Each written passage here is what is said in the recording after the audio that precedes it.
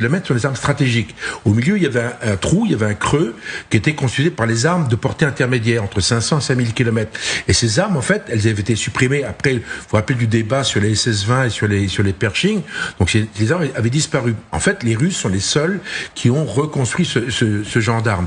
Et malheureusement, ces armes sont extrêmement pénalisantes pour les Ukrainiens d'abord, mais surtout pour les Européens. Parce que cette arme, c'est une arme qui est destinée à tirer sur l'Europe. On voit bien qu'aujourd'hui, les accords de défense qui entre la Biélorussie et la Russie fait qu'aujourd'hui ces armes se positionnent évidemment en Russie, mais également en Biélorussie, avec toute une série d'autres armes balistiques. Donc vous avez une espèce de montée en puissance de ces armes, et le message est clairement adressé aux Européens. Ouais, je voudrais éclairer un point, parce qu'on m'a posé cette question ce week-end. Ça veut dire quoi quand on parle d'un missile à capacité nucléaire? Donc ça veut dire qu'il est capable de porter une charge nucléaire, ce qui n'est pas là le cas, hein, mais éclaircissons bien ce point-là. Un principe dans la dissuasion nucléaire, c'est qu'on n'utilise pas les mêmes missiles pour l'arme atomique que pour les armes conventionnelles. Ça permet de ne pas avoir de mauvaises interprétations quand un missile est lancé. Si on avait les mêmes missiles pour toutes les armes, dès qu'on utilise une arme, on se dirait « Oh là là, attention, il y a un missile nucléaire qui est peut-être dans les airs ». Et donc, ça serait la panique. Donc, par exemple, le M51, qui est le missile qu'il y a dans les sous-marins nucléaires lanceurs d'engins français, il n'est utilisé que pour la dissuasion nucléaire. Donc, il n'y a pas d'équivoque. Il n'est pas hybride. Voilà, il est uniquement nucléaire. Il pourrait très bien.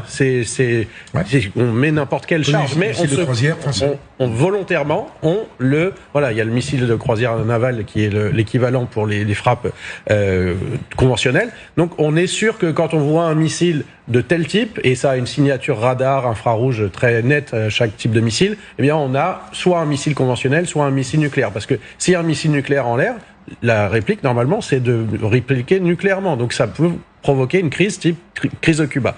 Donc là, ce que fait Poutine, c'est de jouer avec le feu. Pourquoi on avait interdit les missiles intermédiaires? C'est précisément pour que les missiles à longue portée soient uniquement nucléaires. Et donc, quand on avait un missile qui partait de 5000 km, 8000 km, on était sûr que ça serait une frappe nucléaire. Maintenant, les technologies sont plus abordables, on peut faire beaucoup plus de choses, et le seuil nucléaire a tendance à s'élever un peu. Donc il y a plus de choses qui sont possibles en dessous du seuil.